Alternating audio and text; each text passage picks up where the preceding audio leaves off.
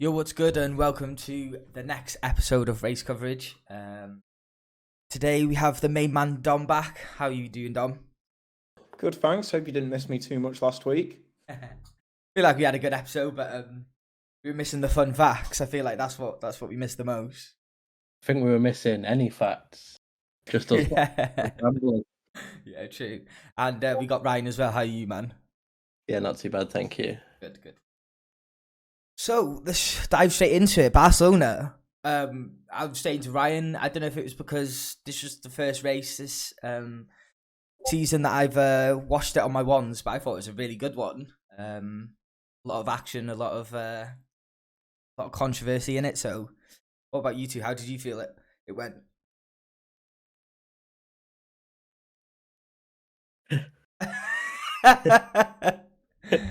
Go on, Dom. Oh, I was going to say something, but I knew you were going to say something at the same time. It was the best race I've seen at Barcelona since I've been watching F1. Usually it is the most boring track, well, one of the most boring tracks on the calendar, but it was great. It was a great race. Absolutely brilliant race. Yeah, someone, I can't remember who said, oh yeah, someone said in the Discord actually that they were hoping for a better Barcelona race than there has been, and yeah, I thought it was a really good one. Yeah, I really enjoyed it. Thoroughly enjoyed it. Until the obvious. Yeah, the Leclerc DNF. Yeah, I mean, we were due one. Yeah. But like Charles said, we can't afford too many of them. No, and it was such a good race for Leclerc as well. He was like, I don't know if I'm right here, but like 20 seconds in front. Like he was flying, and they seemed to have a good tactic as well, and it seemed to go really well. And then was it the engine failure or something? I can't exactly remember what it was. It was the turbo and the MGUH. So they just packed in. Ferrari didn't have any warning of it. It just happened. Oh right, yeah, So. And yeah, that's not great. But did you see Drake had a 300,000 bet on it, and it made me chuckle. No. Yeah, he had a 300,000 bet on Leclerc to win the race. That is hilarious. Yeah, I know. I have no clue. That is so funny. Obviously, I don't know him personally, but I know for a fact he has no clue. And it was a good bet. He would have won it had it not had the engine not broke. But yeah. Come on, mate. I'm not going to ward people off getting into the sport, but come on, mate. Yeah. Yeah. I believe they've got engine damage, haven't they? And they're going to have to take a new one. Yeah, they're going to have to take a new one. So that'll. Is that I don't think anyone's going to get through this season without taking a massive amount of penalties. So it'll just speed up the inevitable, really. You can choose when to take that, can't you? Oh, yeah. So like Alonso took it today, not today, but he took it on Sunday purely because he had a nightmare in quali. And then obviously as well, Sainz, man, going into the gravel. What like we all know he's a good driver, and he didn't have a bad drive other than going into the gravel, but he's not really performing to where everyone would want him to. To be honest, oh no, you go right. Everyone's argument is that, but he's a good driver. We've seen it at McLaren, but I mean, we need him to be a good driver now.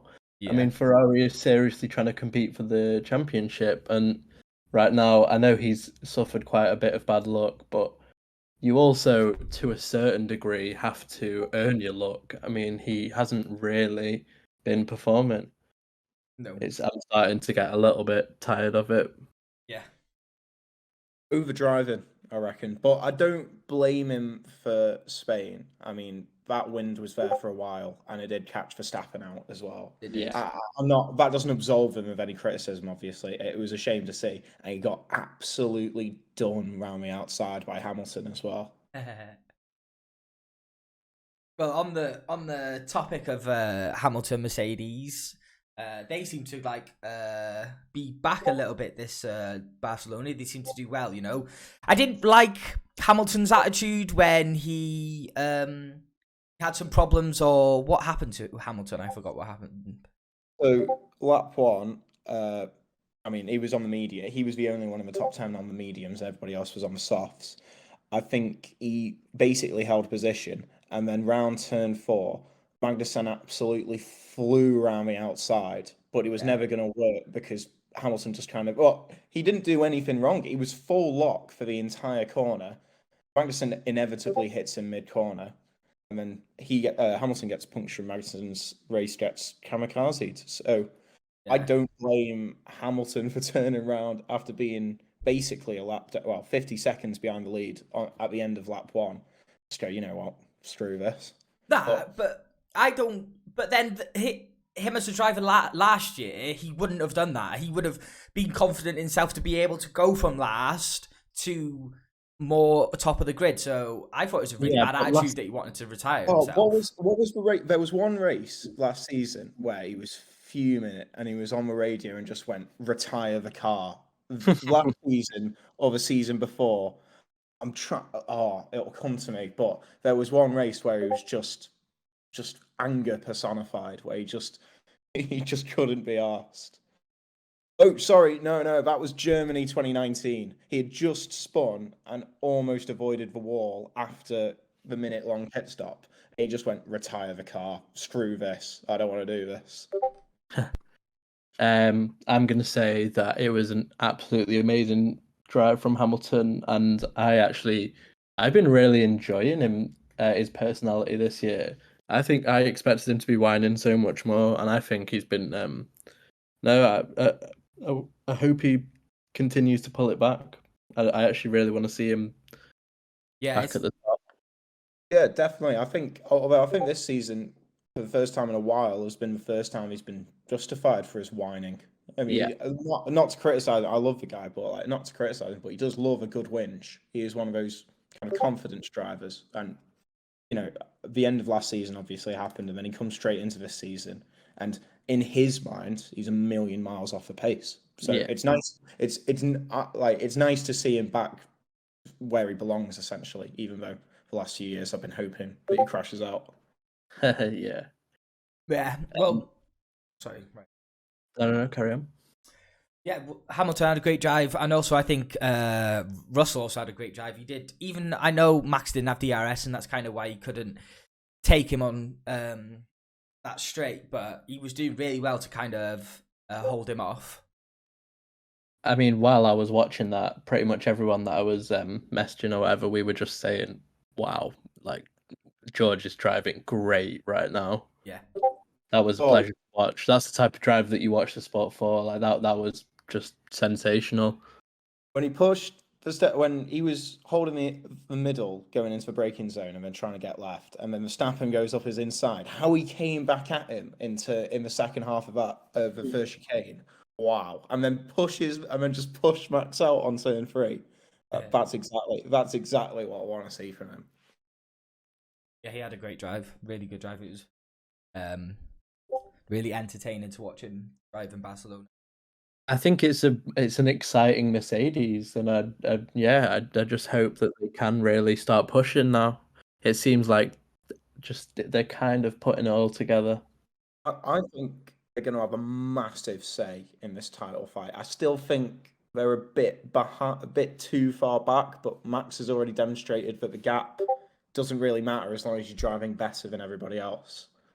So that's not a criticism of anybody, obviously, but I think they're going to have a massive say, and and by the end of the summer, it's not just going to be Max versus Leclerc. It's going to be Max or Leclerc versus Mercedes, not in terms of title fights, but in terms of going to a race every weekend. And, it's going to be more of who can get the most points rather than who's going to win the race.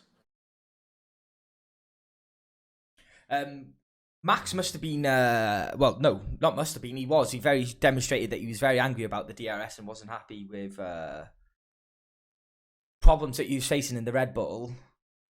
Yeah, I mean, during that period, obviously it must be extremely frustrating to not have DRS, but during that point that he was kind of shouting about it on the radio, I couldn't help but laugh.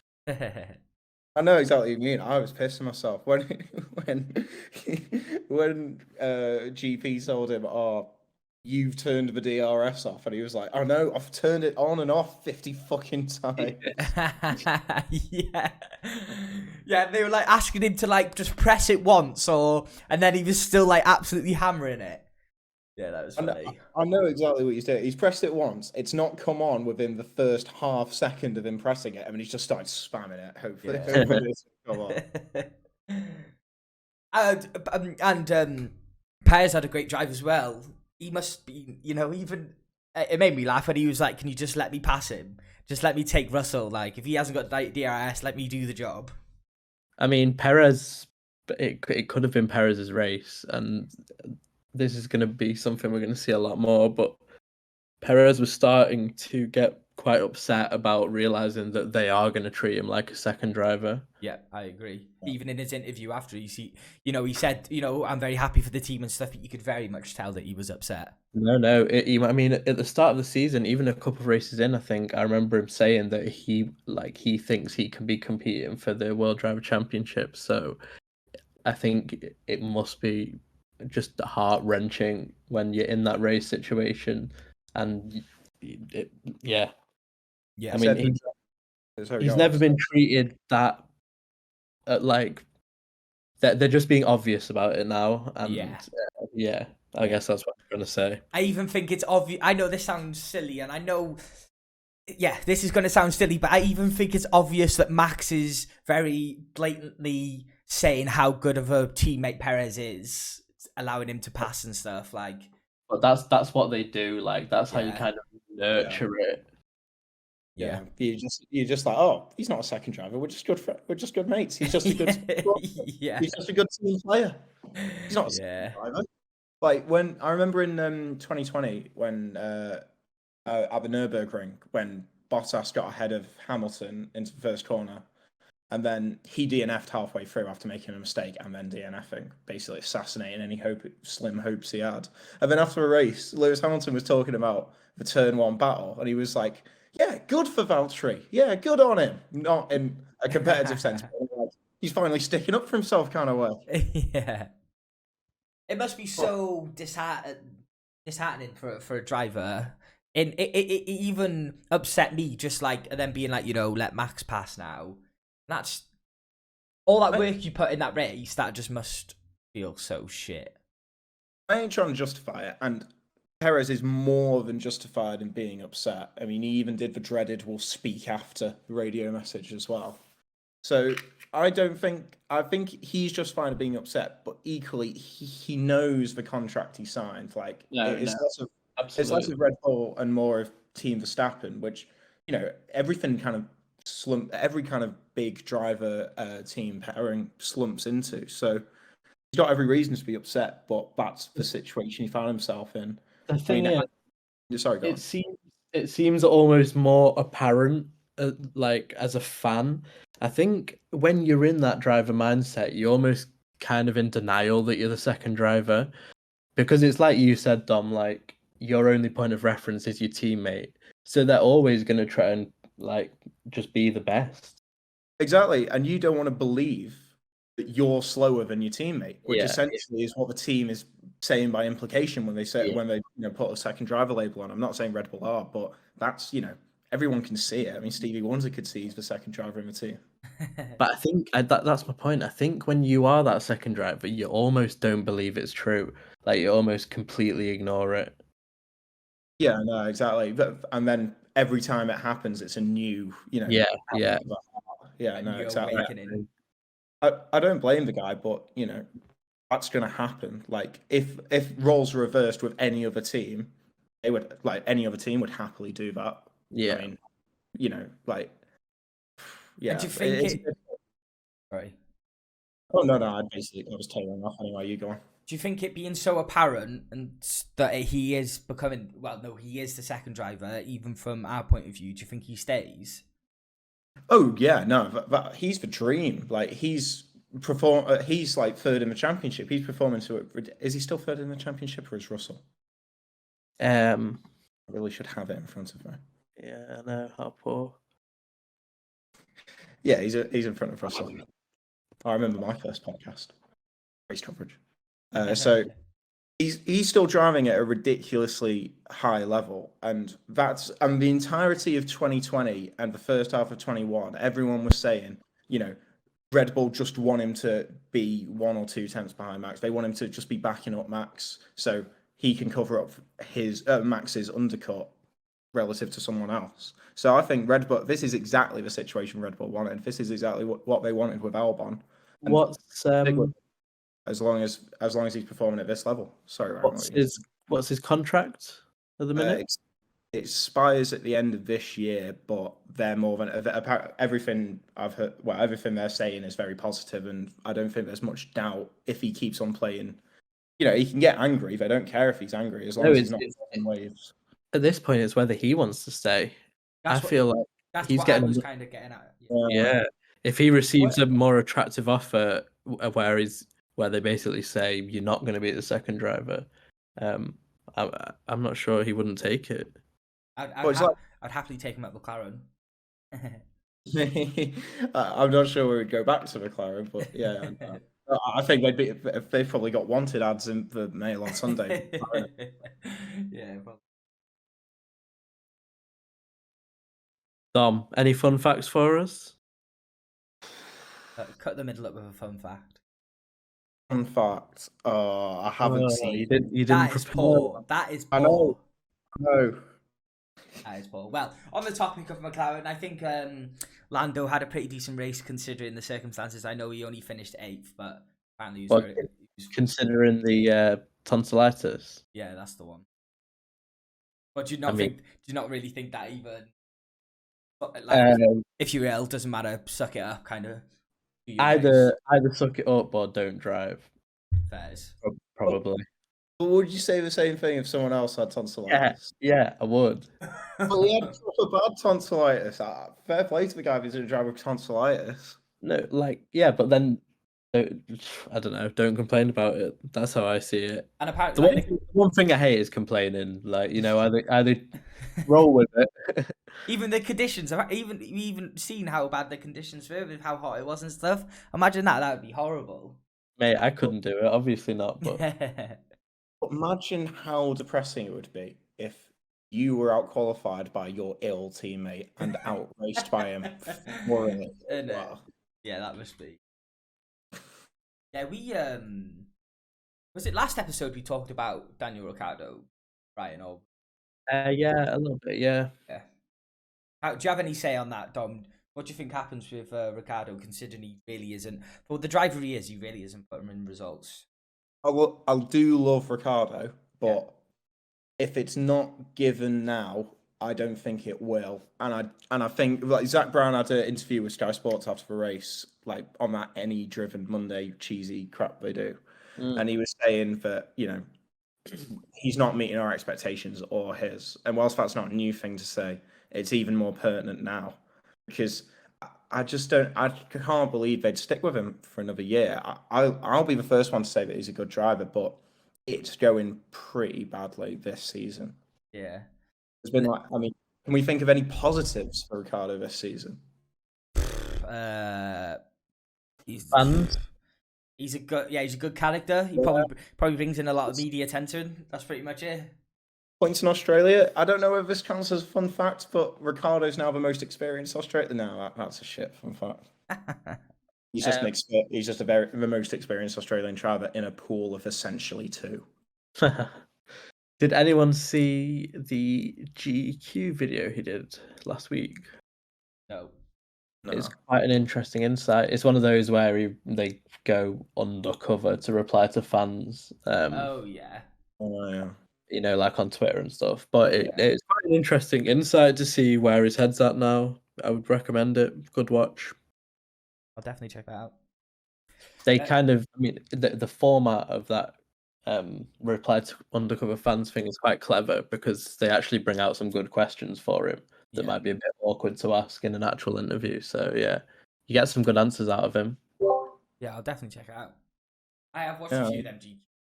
Pretty good. It's like they go on different social medias, don't they, and answer questions and stuff. Yeah.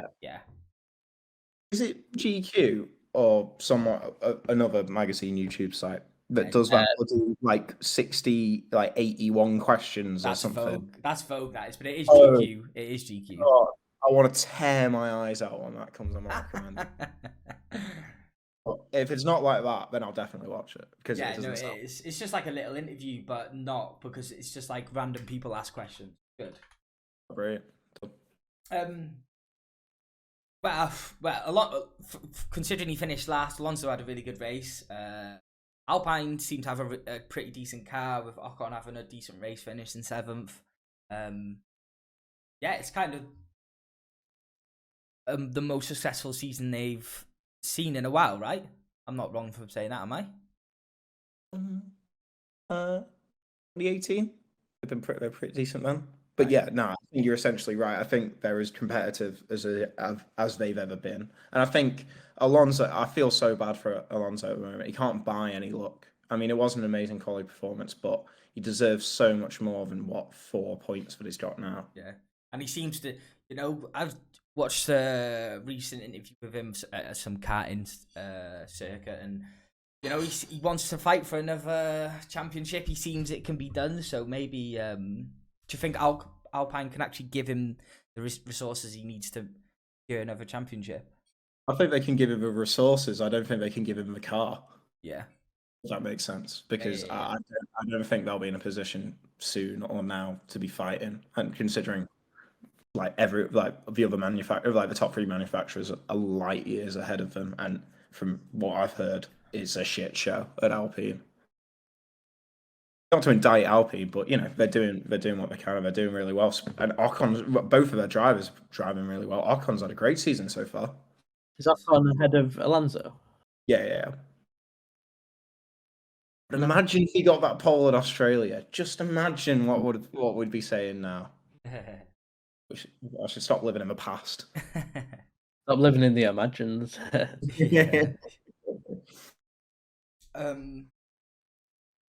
AlphaTauri, Tsunoda got points. Gasly's looked poor pretty much all season. They seemed like they were doing well. Like they came up doing well. Gasly was kind of the star man for a bit, but that's kind of dropped off a little bit, don't you think? Tsunoda's been decent. Yeah, he's been really competent this season. I think. I don't think he's been pulling up trees, but I said a few episodes ago that his seat might be at rest. I really don't think that now. No. All the UK commentators love to bash him as well, but yeah, they do. He's doing pretty well. What about Gasly though? I mean, going into this, I had him in my fantasy team because I thought he was going to do something this year, so I'm a little bit disappointed. Yeah, so did I. I had him in my. It seemed like towards the end of last year, he was really getting somewhere, and I think everyone thought that he was going to go for it this year, and I'm not saying he hasn't, but it's not paid off anyway. Do you think Gasly's going to retire at AlphaTauri? Yeah, maybe. Yeah, I don't know where else he'd go. I don't think anyone would be too keen to have him. I think the favourites to get him would have been Alpine, but like we've just said about Alpine, both their drivers are driving so well, and Alonso wants to stick around, and I don't think they'd begrudge him having him. No. So God knows where he'd go. Well, we'll see.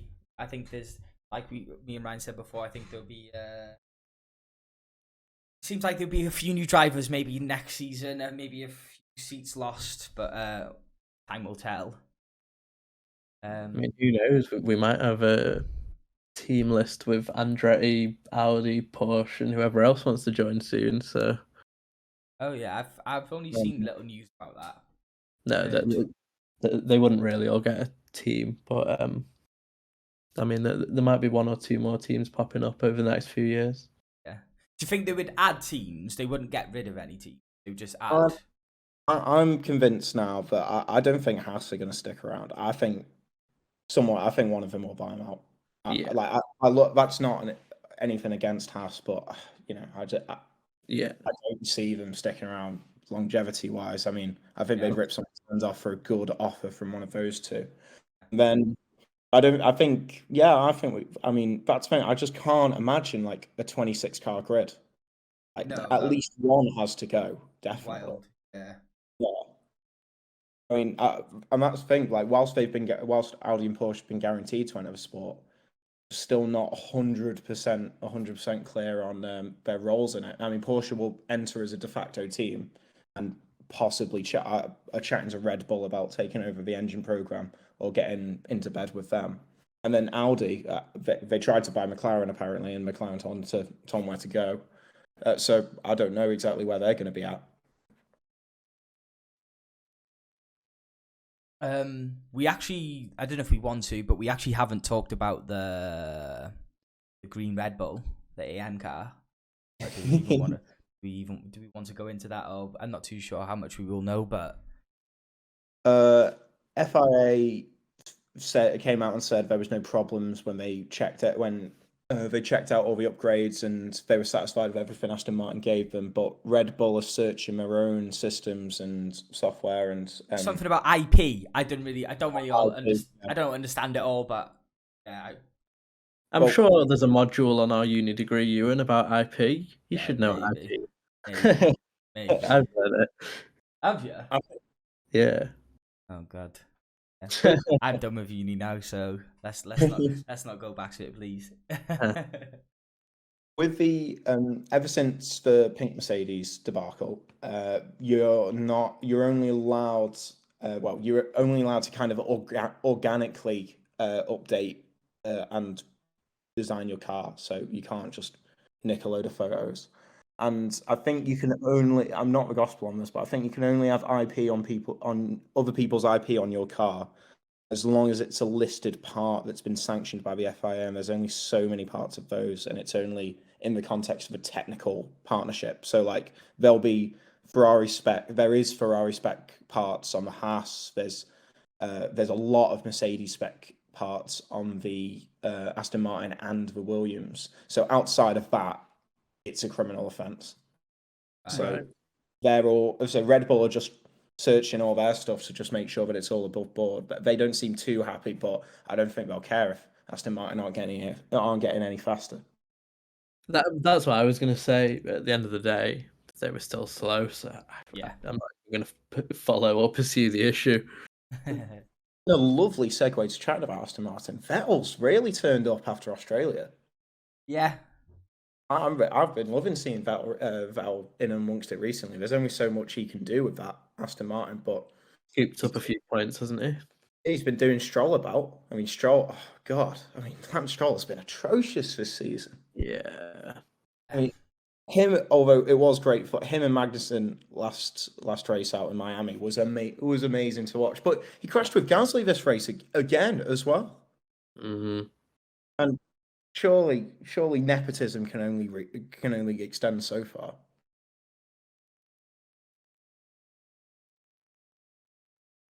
Should be. Yeah, well, I think that kind of wraps up Barcelona. I'm not. Yeah, it was like one of my favorite races of the calendar so far. And we've got Monaco that we can go on to next for predictions. And Ryan here is going himself. You'll be there live in action, which I'm very envy and jealous about. Holding up the Wacky Races banner, try and get on TV. That'd be sick. That'd be great. Well, let's go with you then, Ryan. First, what are your predictions for Monaco? What would you like to see in the flesh? Well, I've heard that the forecast says rain. I'm gonna say Hamilton win. Ooh, nice. Followed by Max. Yeah. Followed by Carlos Sainz. So you're having you put Leclerc, his hometown, in top 3? Because he can barely make it around a single lap.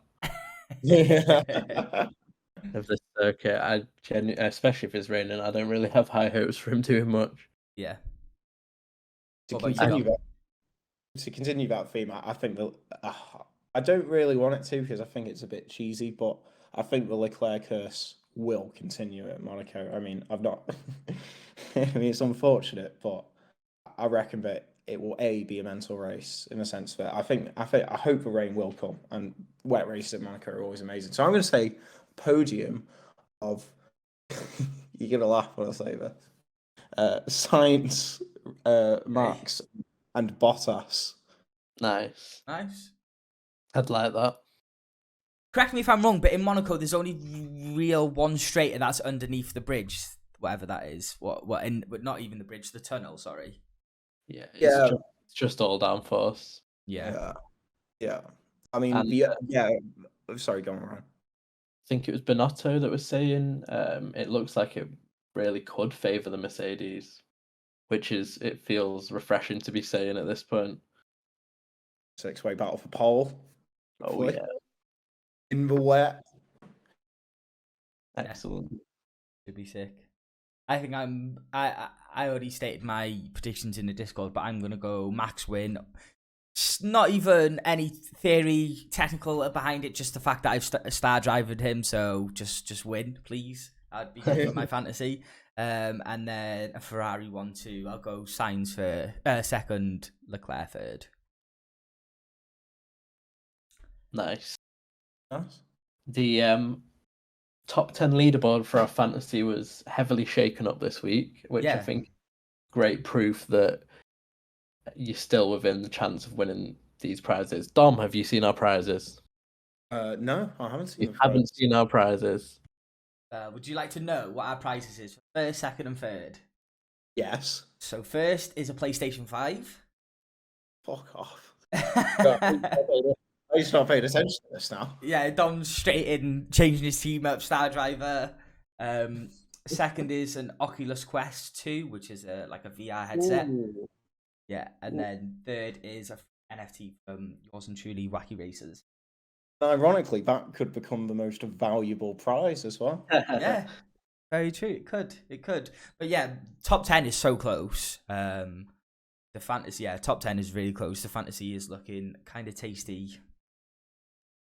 If that's not incentive to engage with the fantasy, then I don't know what is. I know, unfortunately, it's upsetting that I can't win.